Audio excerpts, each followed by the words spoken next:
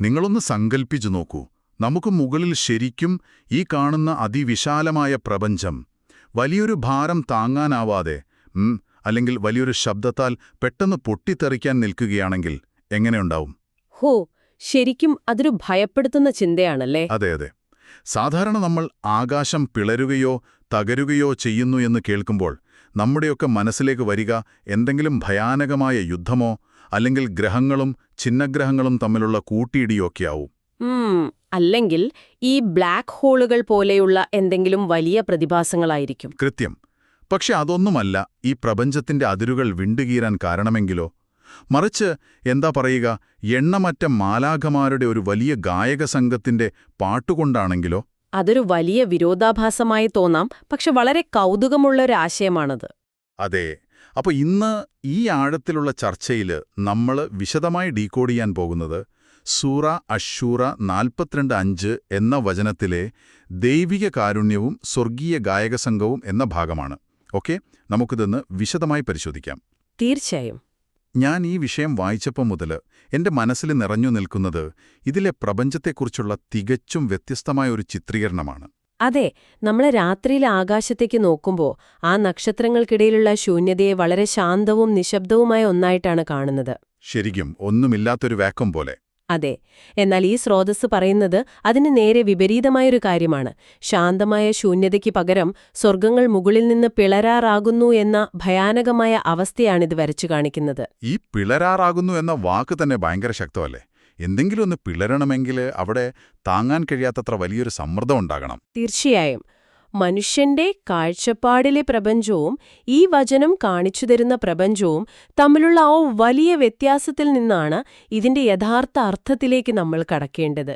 നമ്മൾ ശൂന്യമെന്ന് കരുതുന്ന ആ ഇടം യഥാർത്ഥത്തിൽ അങ്ങനെയല്ല. അതായത് വളരെ സജീവമായ ഒന്നാണ് അല്ലേ? അതെ, അതിന് വലിയൊരു ഭാരമുണ്ട്. അതൊരു ഭൗതികമായ ഭാരമല്ല. കോടിക്കണക്കിന് ഗാലക്സികളെ ഉൾക്കൊള്ളാൻ തക്കവണ്ണം അതിശക്തമായി നിർമ്മിക്കപ്പെട്ടതാണ് പ്രപഞ്ചം. അങ്ങനെയുള്ള ഒന്നിനുപോലും സ്വന്തം അതിരുകൾക്കുള്ളിൽ ഒതുക്കി നിർത്താൻ കഴിയാത്തത്ര വലിയൊരു സാന്നിധ്യത്തെക്കുറിച്ചാണ് ഇവിടെ പറയുന്നത്. ആ സമ്മർദ്ദത്തെക്കുറിച്ച് ആലോചിച്ചപ്പോൾ എന്റെ മനസ്സിലേക്ക് പെട്ടെന്ന് വന്നൊരു ഉപമയുണ്ട്. നിങ്ങളൊന്ന് ആലോചിക്കുക. നിങ്ങളുടെ മുന്നിൽ വളരെ മനോഹരമായി നിർമ്മിച്ച വലിയൊരു സ്ഫടിക പാത്രം അല്ലെങ്കിൽ ഒരു ഗ്ലാസ് ബൗൾ ഇരിപ്പുണ്ടെന്ന് കരുതുക. പെട്ടെന്ന് ആ മുറിയിൽ അത്യുച്ചത്തിലുള്ള ചില ശബ്ദതരംഗങ്ങളുണ്ടാവുന്നു. ഫിസിക്സിൽ നമ്മൾ റെസണൻസ് എന്ന് പറയുന്ന ഒരു കാര്യം. അതെ, ഒരു പ്രത്യേക ഫ്രീക്വൻസിയിലുള്ള ശബ്ദം വരുമ്പോൾ ആ ചില്ലുപാത്രം അതിനൊപ്പം പ്രകമ്പനം കൊള്ളാൻ തുടങ്ങും. അതുതന്നെ. ആ ശബ്ദത്തിന്റെ തീവ്രത കൂടുന്തോറും ആ ഗ്ലാസ് വലിയൊരു സമ്മർദ്ദത്തിലാകുകയും പൊട്ടിത്തെറിക്കാൻ പോകുന്ന അവസ്ഥയിൽ നിൽക്കുകയും ചെയ്യും. അത് പൊട്ടിയിട്ടില്ല, പക്ഷെ അത് പൊട്ടുന്നതിന്റെ തൊട്ടുവക്കിലാണ്. വളരെ കൃത്യമായ സയൻസുമായി ബന്ധിപ്പിക്കാൻ കഴിയുന്ന മികച്ചൊരു ഉപമയാണത്. ആ ചില്ലുപാത്രം പൊട്ടാൻ പോകുന്നത് അവിടെ ആരെങ്കിലും വന്ന് ചുറ്റിക കൊണ്ടടിച്ചിട്ടല്ല. അല്ല, അത് ആ തരംഗത്തിന്റെ സാന്നിധ്യം കൊണ്ടാണ്. അതെ. സ്വർഗമെന്ന് പറയുന്നത് നമുക്കറിയാവുന്ന ഭൗതിക അതിരുകൾക്കപ്പുറമുള്ള ഒന്നാണ്. ആ സ്വർഗത്തിനു പോലും ഉൾക്കൊള്ളാൻ കഴിയാത്തത്ര വലിയൊരു ആത്മീയ ഭാരമാണ്, അല്ലെങ്കിൽ സ്പിരിച്വൽ മാസാണ് അവിടെ രൂപപ്പെട്ടിരിക്കുന്നത്. മനസ്സിലാകുന്നുണ്ട്. എന്നാൽ ഈ സമ്മർദ്ദം എവിടെ നിന്നാണ് വരുന്നത് എന്ന് അന്വേഷിച്ചു പോകുമ്പോഴാണ് ഈ വചനത്തിന്റെ യഥാർത്ഥ സൗന്ദര്യം നമ്മൾ കാണുന്നത്. അവിടെയാണ് ശരിക്കും ഈ വിരോധാഭാസം വരുന്നത് എനിക്ക് തോന്നുന്നു. കാരണം എന്തെങ്കിലും നാശോന്മുഖമായ ഊർജ്ജമോ സ്ഫോടനങ്ങളോ ഒന്നുമല്ല ഈ പിളർപ്പിന് കാരണം, മറിച്ച് മാലാഖമാർ തങ്ങളുടെ നാഥനെ സ്തുതിച്ചു പാടുന്നതുകൊണ്ടാണ് എന്നാണ് ഈ വചനം പറയുന്നത്. അതെ, ഇത് കേൾക്കുമ്പോൾ സ്വാഭാവികമായും ഒരു സംശയം തോന്നും. എനിക്ക് ശരിക്കും ആ സംശയമുണ്ട്. അതായത് സ്തുതിഗീതങ്ങളെന്ന് പറയുന്നത് വളരെ ശാന്തവും മനോഹരവുമായ ഒന്നല്ലേ? നമ്മൾ സാധാരണയായി മാലാഖമാരെ സങ്കല്പിക്കുന്നത് തന്നെ ശാന്തമായി വീണയോ മറ്റോ വായിച്ച് ചെറിയ പാട്ടുകൾ പാടുന്നവരായിട്ടാണ്. ഒരു താരാട്ടുപാട്ട് പോലെ. അതെ, ഒരു മനസ്സമാധാനം നൽകേണ്ട ഒന്നാണ്. അങ്ങനെയുള്ളൊരു പാട്ട് എങ്ങനെയാണ് ഇത്രമാത്രം വിനാശകരമായ സ്വർഗത്തെപ്പോലും വിണ്ടുകീറാൻ തക്ക ശക്തമായൊരു സമ്മർദ്ദമുണ്ടാക്കുന്നത്? ഈ ഒരു ലോജിക്ക് എനിക്ക് ശരിക്കും അങ്ങോട്ട് മനസ്സിലാകുന്നില്ല. അവിടെയാണ് മനുഷ്യരുടെ പരിമിതമായ ചിന്താഗതിയും പ്രപഞ്ചത്തിന്റെ യാഥാർത്ഥ്യവും തമ്മിലുള്ള വ്യത്യാസം കിടക്കുന്നത്. ഇതിന്റെ സൗന്ദര്യം താങ്കൾ പറഞ്ഞ ആ വിരോധാഭാസത്തിൽ തന്നെയാണ്. അതായത് ഇതൊരു സാധാരണ പാട്ടല്ലേ? അല്ല, ഈ സ്തുതിപാടൽ കേവലം മനുഷ്യർ പാടുന്നതുപോലെയുള്ള ഒന്നല്ല. നമ്മൾ സംഗീതം എന്ന് വിളിക്കുന്ന ഭൗതികമായ ശബ്ദവുമല്ല അത്. പ്രപഞ്ചത്തിലുള്ള കോടിക്കണക്കിന് എണ്ണമറ്റ മാലാഖമാരുടെ സാന്നിധ്യമാണത്. അവർ അങ്ങേയറ്റം ഭക്തിയോടെ തങ്ങളുടെ സ്രഷ്ടാവിനെ നിരന്തരമായി പ്രകീർത്തിക്കുകയാണ്. ഹോ, അപ്പൊ ഈ ശൂന്യമെന്ന് നമ്മൾ കരുതുന്ന ആകാശങ്ങളെല്ലാം ഈ പ്രകാശവൽക്കരിക്കപ്പെട്ട അസ്തിത്വങ്ങളാൽ നിറഞ്ഞിരിക്കുകയാണ്. അതെ, അവർക്കൊരേ ഒരു ലക്ഷ്യമേ ഉള്ളൂ, സ്രഷ്ടാവിന്റെ മഹത്വം വാഴ്ത്തുക എന്നത്. ഇതൊരു ചെറിയ പാട്ടല്ല, മറിച്ച് പരമമായ സത്യത്തിന്റെയും അചഞ്ചലമായ ഭക്തിയുടെയും അവിശ്വസനീയമായ ഒരു മഹാപ്രവാഹമാണ്. ഈ കോടിക്കണക്കിന് അസ്തിത്വങ്ങൾ പൂർണ്ണമായ ഏകാഗ്രതയോടെ ഒരേ സ്വരത്തിൽ പ്രകീർത്തിക്കുമ്പോൾ ആ ഭക്തിക്ക്, ആ സത്യത്തിന് ഭൗതികമായൊരു ഭാരം അല്ലെങ്കിൽ ഒരു ഗ്രാവിറ്റി കൈവരുകയാണ്. അതായത് അതൊരു നാശത്തിന്റെയോ കോപത്തിന്റെയോ ഭാരമല്ല, മറിച്ച് കേവലമായ ഭക്തിയുടെ ഭാരമാണ് സ്വർഗത്തെ പിളർക്കാൻ പോകുന്ന അവസ്ഥയിലെത്തിക്കുന്നത് എന്ന് പറയാം. കൃത്യം. പരിമിതമായ ഒന്നിലേക്ക് അപരിമിതമായ ഒന്നിനെ നിറയ്ക്കാൻ ശ്രമിക്കുമ്പോഴുണ്ടാവുന്ന സമ്മർദ്ദമാണത്.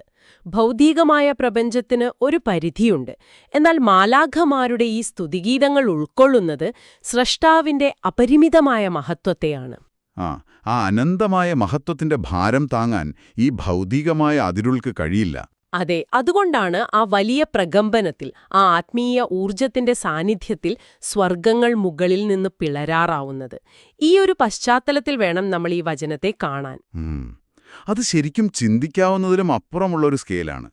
അതിരുകളില്ലാത്ത അത്രയും വലിയ സ്വർഗത്തിൽ സ്വന്തം സ്രഷ്ടാവിന്റെ മഹത്വത്തിൽ ലയിച്ച് സ്വന്തം അസ്തിത്വം പോലും മറന്ന് സ്വർഗത്തെപ്പോലും പിളർക്കാൻ തക്കവണ്ണമുള്ളൊരു മഹാസംഗീതത്തിൽ മുഴുകിയിരിക്കുകയാണ് ആ മാലാഖമാർ. അത്രമാത്രം വലിയൊരു അന്തരീക്ഷമാണത്. അപ്പോൾ സ്വാഭാവികമായി നമ്മൾ ചിന്തിക്കുക എന്താണെന്ന് വെച്ചാൽ അവരുടെ ശ്രദ്ധ മുഴുവൻ മുകളിലേക്ക് മാത്രമായിരിക്കും, ആ സ്രഷ്ടാവിലേക്ക് മാത്രമായിരിക്കുമെന്നാണ്. അവർക്ക് ചുറ്റും സ്വർഗം പിളർന്നാൽ പോലും അവരതറിയില്ല. പക്ഷേ അവിടെയാണ് ഈ വചനം വളരെ പെട്ടെന്ന് അതിന്റെ ഗതി മാറ്റുന്നത്. അതെ, അതാണ് എന്നെ ശരിക്കും ചിന്തിപ്പിച്ചത്. അതായത് അവരുടെ ശ്രദ്ധ മുകളിലേക്ക് മാത്രമാണോ? അല്ല, ഇത്രയുമൊക്കെ സംഭവിച്ചുകൊണ്ടിരിക്കുന്നതിനിടയിലും ആ ശ്രദ്ധ താഴേക്ക് കൂടിയാണ് വരുന്നത്. അവർ ഭൂമിയിലുള്ളവർക്ക് വേണ്ടി പാപമോചനം തേടുകയും ചെയ്യുന്നു എന്ന് വചനം തുടരുന്നു. അതാണ് ഈ വാചകത്തിലെ ഏറ്റവും ഹൃദയസ്പർശിയായ ഭാഗം. അനന്തമായ ആ സ്വർഗീയ ലോകത്തെ ഭയാനകമായ ഭക്തിയിൽ നിന്ന് വളരെ പെട്ടെന്ന് അത് ഭൂമിയിലെ മനുഷ്യരിലേക്ക്, അവരുടെ സാധാരണ ജീവിതത്തിലേക്ക് ഒരു വലിയ പാലം പണിയുകയാണ്. ഇത് കേൾക്കുന്ന നിങ്ങള് ഇപ്പോൾ വണ്ടി ഓടിക്കുമ്പോഴോ അല്ലെങ്കിൽ ജോലി ചെയ്യുമ്പോഴോ ഒന്ന് ആലോചിച്ചു നോക്കൂ. ഇന്ന് രാവിലെ ആരോടെങ്കിലും ദേഷ്യപ്പെട്ടതിനെയോ അല്ലെങ്കിൽ പറ്റിപ്പോയൊരു തെറ്റിനെയോ കുറിച്ചോർത്ത് സങ്കടപ്പെട്ടിരിക്കുകയായിരിക്കും നമ്മളിൽ പലരും. അതെ, മനുഷ്യരെന്ന നിലയിൽ നമ്മൾ വളരെ ദുർബലരാണ്, ഒറ്റപ്പെട്ടവരാണ് എന്ന് തോന്നിപ്പോകുന്ന നിമിഷങ്ങളുണ്ടാകാറില്ലേ? ഉണ്ട്. എന്നാൽ നമ്മൾ പോലും അറിയാതെ നമുക്ക് മുകളിൽ പ്രപഞ്ചത്തെ തകർക്കാൻ ശേഷിയുള്ള ഒരു വലിയ ഗായക സംഘം അവരുടെ ആ വലിയ സ്തുതിഗീതങ്ങൾക്കിടയിലും നമുക്കുവേണ്ടി മാത്രം സമയം കണ്ടെത്തി മാപ്പിരക്കുന്നുണ്ട് എന്നറിയുന്നത് ശരിക്കും എത്ര വലിയ ആശ്വാസമാണ്. വലിയൊരു ആശ്വാസം തന്നെയാണത്. പക്ഷേ ഇവിടെയും എന്റെ മനസ്സിലൊരു ചോദ്യം വരികയാണ്. എന്തിനാണ് അവർ മനുഷ്യർക്ക് വേണ്ടി മെനക്കെടുന്നത്? മാലാഖമാരെന്ന് പറഞ്ഞാൽ തന്നെ അവർ തികഞ്ഞവരാണ്. അവർക്ക് പാപങ്ങളില്ല, തെറ്റുകൾ പറ്റില്ല. എങ്കിൽ പിന്നെ എന്തിനാണ് സ്വന്തം ജീവിതത്തിൽ എപ്പോഴും തെറ്റുകൾ മാത്രം വരുത്തുന്ന അപൂർണരായ മനുഷ്യരുടെ കാര്യത്തിൽ അവരിടപെടുന്നത്? അവർക്ക് അവരുടെ ആ വലിയ സ്തുതികളിൽ തന്നെ മുഴുകിയാൽ പോരെ? നിങ്ങൾ ഉന്നയിച്ച ആ ചോദ്യത്തിലാണ് ഈ വചനത്തിന്റെ ആഴത്തിലുള്ള തത്വശാസ്ത്രം അടങ്ങിയിരിക്കുന്നത്. മാലാഖമാർക്ക് സ്വന്തമായി പാപങ്ങളില്ല, അവർ പൂർണ്ണരാണ്. പക്ഷേ അവരുടെ ആ പൂർണ്ണത എന്നത് സ്രഷ്ടാവിനെ അറിയുക എന്നതിലാണ്. അതായത് അവരെ സംബന്ധിച്ചിടത്തോളം ഈ മനുഷ്യർക്ക് വേണ്ടി പ്രാർത്ഥിക്കുന്നത് വെറുമൊരു ഡ്യൂട്ടിയല്ല എന്നാണോ? അല്ലേയല്ല. ഇവിടെ തികഞ്ഞവരായ ഒരു വിഭാഗം തെറ്റുകൾ പറ്റുന്നവരായ മനുഷ്യർക്കു വേണ്ടി ശുപാർശ ചെയ്യുന്നു. ഇത് പ്രപഞ്ചത്തിൽ ആകമാനം നിറഞ്ഞു നിൽക്കുന്ന അനുകമ്പയുടെ ഏറ്റവും വലിയ ഉദാഹരണമാണത്. യഥാർത്ഥ ഭക്തി എന്നത് സ്രഷ്ടാവിനെ മാത്രം സ്നേഹിക്കുകയല്ല, സ്രഷ്ടാവിന്റെ സൃഷ്ടികളോടും ആ സ്നേഹവും അനുകമ്പയും കാണിക്കുക എന്നതാണ്. ഓ, അപ്പോ ഭൂമിയിലെ മനുഷ്യർ ദുർബലരാണെന്നും അവരെ നയിക്കാൻ അവരുടെ സ്വന്തം കഴിവ് മാത്രം പോരാ എന്നും മാലാഖമാർക്കറിയാം. കൃത്യം. മനുഷ്യർക്ക് സ്വന്തമായി രക്ഷപ്പെടാൻ കഴിയില്ലെന്ന തിരിച്ചറിവ് കൊണ്ടാകാം അവർ സൃഷ്ടാവിനോട് ആ മനുഷ്യർക്കു വേണ്ടി പാപമോചനം യാചിക്കുന്നത്. അവിടെ സ്വർഗത്തെയും ഭൂമിയെയും തമ്മിൽ ബന്ധിപ്പിക്കുന്ന അദൃശ്യമായൊരു വലിയ പാലം രൂപപ്പെടുകയാണ്. അപൂർണതകൾക്ക് മേൽ പൂർണ്ണതയുള്ളവർ വാരി വിതറുന്ന സ്നേഹമാണത്. ആ സ്നേഹത്തിന്റെ വ്യാപ്തി ശരിക്കും അത്ഭുതപ്പെടുത്തുന്നുണ്ട്. പക്ഷെ അപ്പോഴും എന്താ പറയാ, ഒരു ലോജിക്കൽ പ്രശ്നം ബാക്കിയാണ്. അതായത് സൃഷ്ടാവ് പരമകാരുണികനാണെന്ന് നമ്മൾ എപ്പോഴും പറയാറുണ്ടല്ലോ. അതെ, കാരുണ്യവാനാണെന്നാണ് നമ്മൾ വിശ്വസിക്കുന്നത്. എങ്കിൽ പിന്നെ എന്തിനാണ് ഈ മാലാഖമാർ ഇടനിലക്കാരായി നിന്ന് ഈ മനുഷ്യർക്ക് വേണ്ടി മാപ്പ് ചോദിക്കുന്നത്? ദൈവം നേരിട്ടങ്ങ് പുറത്തുകൊടുത്താൽ പോരെ? എന്തിനാണ് സ്വർഗീയ ജീവികൾ ഇങ്ങനൊരു മിഡിൽമാൻ റോൾ ഏറ്റെടുക്കുന്നത്? ശരിക്കും ആ ഒരു ചോദ്യത്തിനുള്ള കൃത്യമായ മറുപടി ആ അവസാന വരിയിലുണ്ട്. തീർച്ചയായും ദൈവം ഏറ്റവും കൂടുതൽ പൊറുക്കുന്നവനും കരുണാനിധിയുമാകുന്നു എന്നതാണ് ആ അവസാന ഭാഗം. അപ്പോ ഇതൊരു ഇടനിലക്കാരുടെ ആവശ്യമല്ല. ഒരിക്കലുമല്ല. മറിച്ച് സ്വർഗത്തിന്റെ അല്ലെങ്കിൽ പ്രപഞ്ചത്തിന്റെ മൊത്തത്തിലുള്ള ഒരു സംസ്കാരം എന്താണെന്ന് കാണിച്ചു തരികയാണ്. മാലാഖമാർ സൃഷ്ടാവിന് അജ്ഞാതമായ ഒരു കാര്യം പറഞ്ഞുകൊടുക്കുകയല്ല ചെയ്യുന്നത്. അവർ തങ്ങളുടെ സ്രഷ്ടാവിനെ വളരെ ആഴത്തിൽ മനസ്സിലാക്കിയവരാണ്. സൃഷ്ടാവിന്റെ ഏറ്റവും വലിയ സവിശേഷത എന്താണെന്ന് അവർക്കറിയാം. ആ സവിശേഷത കാരുണ്യമാണ്, അല്ലേ? അതെ. മാലാഖമാർ ഭൂമിയിലുള്ളവർക്കു വേണ്ടി പാപമോചനം തേടാൻ കാരണം ദൈവം പൊറുക്കാൻ ഇഷ്ടപ്പെടുന്നു എന്നവർക്കറിയാമെന്നതാണ്. തങ്ങളുടെ സ്രഷ്ടാവിന്റെ കാരുണ്യത്തെക്കുറിച്ചുള്ള പൂർണ്ണമായ ബോധ്യമാണ് അവർക്ക് ഈ ശുപാർശ ചെയ്യാൻ ധൈര്യം നൽകുന്നത്. അതായത് ദൈവത്തിന്റെ ഇഷ്ടം എന്താണോ അതുമായി തങ്ങളുടെ പ്രവർത്തികളെ പൊരുത്തപ്പെടുത്തുകയാണ് അവർ ചെയ്യുന്നത്. അതൊരു മധ്യസ്ഥതയല്ല, മറിച്ച് ദൈവത്തിന്റെ കാരുണ്യത്തിന്റെ പ്രതിഫലനമാണ്. കൃത്യമായി പറഞ്ഞു. ആ കാരുണ്യമാണ് ഈ വലിയ വചനത്തെ പൂർണ്ണതയിലെത്തിക്കുന്നത്. ഓ, അത് വളരെ മനോഹരമായൊരു കാഴ്ചപ്പാടാണ്. സ്രഷ്ടാവിന്റെ അതേ സ്വഭാവത്തെ അവർ പ്രതിഫലിപ്പിക്കുകയാണ്. ഈ വചനം വായിച്ച് ഇവിടെ എത്തുമ്പോൾ ഇതിന്റെ മുഴുവൻ ഘടനയും വലിയൊരു അനുഭവമാണ് തരുന്നത്. തുടക്കത്തിൽ നമ്മൾ കണ്ട ആ ഭയാനകമായ അവസ്ഥയിൽ നിന്നുള്ള വലിയൊരു മാറ്റമാണിത്. ഒരു വല്ലാത്ത ട്രാൻസിഷനാണത്. അതെ. എന്റെ മനസ്സിൽ തോന്നിയ വേറൊരു കാര്യമുണ്ട്. ദൂരെ നിന്ന് നോക്കുമ്പോൾ വളരെ ഭയാനകമായി തോന്നുന്ന ഇടിമിന്നലോടുകൂടിയ വലിയൊരു കറുത്ത കാർമേഘം നമ്മുടെ നേർക്ക് വരികയാണെന്ന് കരുതുക. ആ വലിയ ഭാരം കണ്ട് നമ്മൾ ഭയന്നുപോകും. അതൊരു വലിയ നാശം വിതയ്ക്കുമെന്ന് നമ്മൾ കരുതും. സ്വർഗം പിളരുന്ന ആ അവസ്ഥ അങ്ങനെയാണല്ലോ തുടങ്ങുന്നത്. അതെ. എന്നാൽ ആ വലിയ കാർമേഘം നമ്മുടെ അരികിലെത്തുമ്പോൾ പെട്ടെന്നത് വളരെ ശാന്തമായി, ജീവൻ നൽകുന്ന, ഭൂമിയെ തണുപ്പിക്കുന്ന ഒരു ചെറിയ മഴയായി മാറുന്നു. അതുപോലെയാണ് ഈ വചനം അനുഭവപ്പെടുന്നത്. സ്വർഗം പിളരുന്നത്ര ഭയാനകമായ തുടക്കം ഒടുവിൽ എത്തി നിൽക്കുന്നത് വളരെ ശാന്തവും മനോഹരവുമായ കാരുണ്യത്തിലാണ്.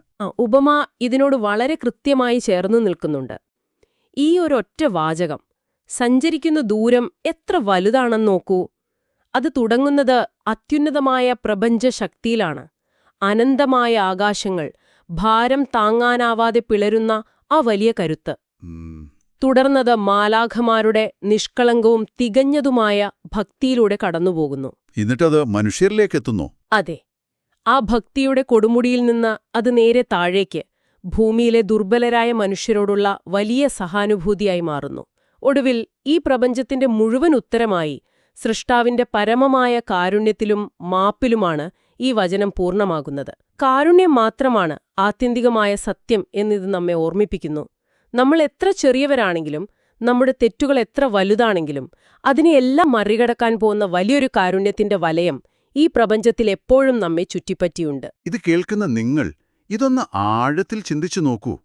അനന്തമായ ഈ പ്രപഞ്ചത്തിൽ നമ്മുടെ കണ്ണുകൾക്ക് കാണാൻ കഴിയാത്ത, നമ്മുടെ ബുദ്ധിക്ക് സങ്കൽപ്പിക്കാൻ പോലും കഴിയാത്ര ഉന്നതമായ സ്വർഗങ്ങളിലിരുന്ന് അവിടുത്തെ ജീവികൾ ഭൂമിയിലുള്ള നമുക്കു വേണ്ടി നിരന്തരം മാപ്പിരക്കുന്നുണ്ടെങ്കിൽ, കാരുണ്യം യാചിക്കുന്നുണ്ടെങ്കിൽ, ആ വലിയ ചിത്രത്തിൽ നമ്മുടെ സ്ഥാനമെന്താണ്? നമ്മൾ ഈ പ്രപഞ്ചത്തിൽ ഒറ്റയ്ക്കല്ല എന്ന യാഥാർത്ഥ്യം എത്രത്തോളം ആഴമുള്ളതാണല്ലേ? അങ്ങേയറ്റം ദുർബലരും തെറ്റുകൾ ചെയ്യുന്നവരുമായ മനുഷ്യർ അത്രമാത്രം പ്രാധാന്യത്തോടെ പരിഗണിക്കപ്പെടുന്നുണ്ട് എന്നറിയുന്നത് വലിയൊരു തിരിച്ചറിവാണ്. തികച്ചും ശരിയാണ്. സ്വന്തം അപൂർണതകൾക്കിടയിലും സ്വർഗത്തിന്റെ ശ്രദ്ധ നമ്മിലുണ്ട് എന്നത് മനുഷ്യനെ സംബന്ധിച്ചിടത്തോളം വലിയൊരു ഉത്തരവാദിത്തം കൂടിയാണ്. നമ്മെക്കുറിച്ച് ഇത്രമാത്രം ചിന്തിക്കുന്ന ഒരു പ്രപഞ്ചത്തോട് നമ്മൾ തിരിച്ചെങ്ങനെ പ്രതികരിക്കണം എന്നൊരു വലിയ ചോദ്യം അവിടെ ബാക്കിയാകുന്നുണ്ട്. തീർച്ചയായും അതൊരു വലിയ ചോദ്യമാണ്. അതെ. ആ വലിയ ഉത്തരവാദിത്തത്തെക്കുറിച്ച് പറഞ്ഞപ്പോഴാണ് ഇന്നത്തെ ഈ വിശകലനം അവസാനിപ്പിക്കുന്നതിന് മുമ്പ് നിങ്ങളോടൊരു കാര്യം ചോദിക്കണമെന്ന് തോന്നിയത്. നിങ്ങളൊന്ന് ആലോചിക്കുക. സ്വർഗീയ ഗായക സംഘം മുഴുവൻ ഭൂമിയിലുള്ള നമ്മൾ ഓരോരുത്തർക്കും പാപമോചനം കിട്ടാനും കാരുണ്യം ലഭിക്കാനുമാണ് തങ്ങളുടെ മുഴുവൻ ശ്രദ്ധയും കേന്ദ്രീകരിക്കുന്നതെങ്കിൽ, അതേ ഭൂമിയിൽ ഒരേ വായു ശ്വസിച്ച് ഒരുമിച്ച് ജീവിക്കുന്ന നമ്മൾ മനുഷ്യർ പരസ്പരം ക്ഷമിക്കുന്നതിനും കാരുണ്യം കാണിക്കുന്നതിനും എത്രത്തോളം പ്രാധാന്യം നൽകേണ്ടതുണ്ട്? വളരെ പ്രസക്തമായൊരു ചിന്തയാണത്. മുകളിലിരുന്ന് അവർ നമുക്കുവേണ്ടി, നമ്മുടെ തെറ്റുകൾക്ക് വേണ്ടി യാചിക്കുന്ന ആ കാരുണ്യം നമ്മുടെ ചുറ്റുമുള്ളവരോട്, നമ്മളോട് തെറ്റു ചെയ്തവരോട് കാണിക്കാൻ നമുക്ക് കഴിയുന്നുണ്ടോ? സ്വർഗത്തെ പിളർക്കാൻ തക്കവണ്ണമുള്ള ആ വലിയ സ്തുതിഗീതങ്ങളുടെ ശബ്ദം അത് കേവലം ആകാശങ്ങളിൽ ഒതുങ്ങേണ്ടതല്ല, മറിച്ചത് നമ്മുടെ ഓരോരുത്തരുടെയും ഹൃദയങ്ങളിലെ കാരുണ്യമായി ഇവിടെ ഭൂമിയിൽ പ്രതിധ്വനിക്കേണ്ടതല്ലേ? ഈ പ്രപഞ്ചത്തിന്റെ സംസ്കാരം തന്നെ കാരുണ്യമാണെങ്കിൽ നാം മനുഷ്യരും ആ സംസ്കാരത്തിന്റെ ഭാഗമാകേണ്ടവരല്ലേ? ഈ ഒരു ചിന്ത നിങ്ങളുടെ മനസ്സിൽ ബാക്കി വെച്ചുകൊണ്ട് ഇന്നത്തെ ഈ ആഴത്തിലുള്ള ചർച്ച നമ്മളിവിടെ അവസാനിപ്പിക്കുകയാണ്. ഈ വലിയ പ്രപഞ്ചത്തെക്കുറിച്ചും അതിലെ നിങ്ങളുടെ സ്ഥാനത്തെക്കുറിച്ചും കൂടുതൽ കൗതുകകരമായ അറിവുകളുമായി അടുത്ത തവണ വീണ്ടും കാണാം. Good bye. Good bye.